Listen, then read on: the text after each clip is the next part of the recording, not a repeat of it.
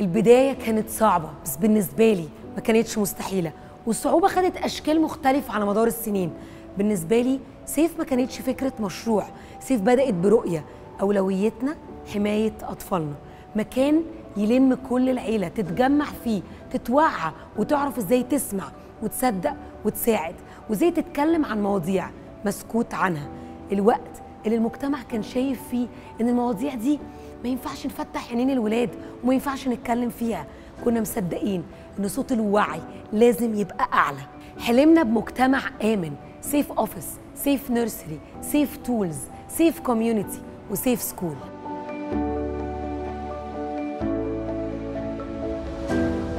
رؤية تحولت لأول خطوة حقيقية على الأرض 3 مارس 2013. 30 مقدم رعاية جم يتعلموا ويفهموا. كنا أول مرة نقول الكلمات دي بصوت عالي. يعني إيه تحرش جنسي؟ مين المتحرش؟ ليه بيعمل كده؟ إزاي نحمي ولادنا وبناتنا؟ ولو حكولنا نتصرف إزاي؟ ومن اللحظة دي سيف ما بقاش مجرد حلم. من هنا بدأنا نشتغل وابتدينا رحلة التأثير. كنا عايزين نوصل لأطفال أكتر، فأطلقنا أول كتاب توعية عن التحرش الجنسي بالأطفال، كتاب أنا غالي. رسايله مهمة جدا، أنا غالي، أنا مهم وليا حدود، وصوتي مهم ومن حقي أقول لأ. وفي نفس السنة حصلت حاجة كبيرة قوي. جريدة الأهرام بالعربي والأهرام إبدو كتبوا عننا نص صفحة، جريدة بيشوفها الملايين. كتبوا مؤسسة سيف بتشتغل على التوعية وبتروح توعي الأماكن المختلفة عن قضية التحرش الجنسي. وفي 2014 ابتدينا نطلب بره مصر وننقل الوعي ده لكل الفئات العمرية لبلاد تانية مختلفة. وبصراحة كانت نقطة فخر بالنسبة لنا، لأنه من أول يوم كان نفسنا دايما إن المنتجات والكتب والمناهج تبقى مصرية، عربي بالعربي مش مترجمة. 2015 حلم الحضانة كان بعيد بس حصل، مكان موجود بيوعي وبيحمي وبيعلم. 2016 كانت سنة فارقة في رحلتنا. السنة دي رحنا الصعيد وقدرنا نوصل للمجتمعات المختلفة من كل الفئات العمرية، الأهالي والأمهات، الأطفال والمراهقين، المدرسين، وقدرنا كمان نشتغل على مواضيع مهمة جدا زي ختان الإناث، التمكين الاقتصادي للمرأة، التحرش الجنسي والصحة النفسية. وهنا الشركات والسفارات والجهات المانحة قدرت تتعامل معانا وتشوفنا بشكل مختلف، ازاي نشتغل مع بعض على تمكين المجتمع وازاي نشتغل على رفع الوعي في المجتمعات المختلفة. وفي 2017 بدأنا نكبر ونوسع دايرة تأثيرنا، مش بس المدارس والحضانات، دخلنا الشركات وابتدينا نكلم الموظفين عن ازاي يحموا ولادهم من التحرش الجنسي، وقدمنا برامج مختلفة ليها علاقة بالدعم النفسي والويل بينج. وكمان اتحركنا للنوادي، ادينا تدريبات للمدربين. وفي 2019 اطلقنا اول بورد جيم، لعبة سيفيلينجز، لعبة بتساعد العيلة تتكلم عن يومها من غير ملل، وتساعد الاهالي تقرب من ولادها وتعرف هما بيعدوا بايه. الصورة اتغيرت فجأة.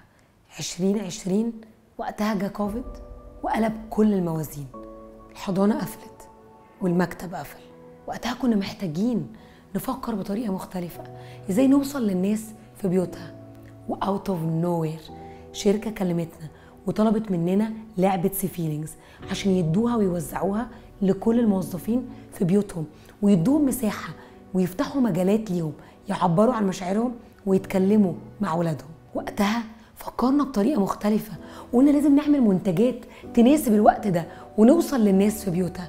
أطلقنا 13 فيلم أنيميشن لإزاي الأطفال تتعامل وقت الكوفيد مع أهليها وإزاي يعبروا عن نفسهم. بعد الكوفيد فكرنا في الكبار وأطلقنا أول برنامج للدعم النفسي والصحة النفسية، مدونة الفيل.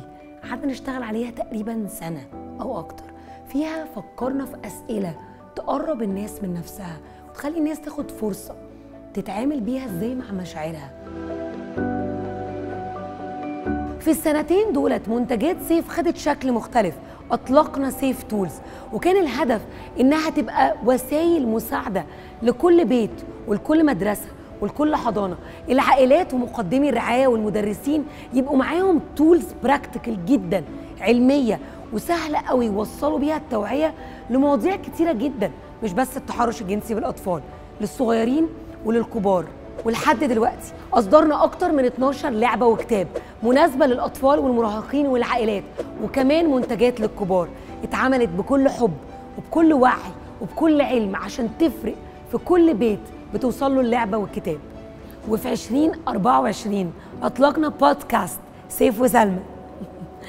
حلمنا بفكره بسيطه ان احنا نفتح لغه حوار ما بين العيله وبعض في العربيه، يتكلموا بيها اكتر عن اللي بيعدوا بيه ويسمعوا ولادهم اكتر بيقولوا ايه.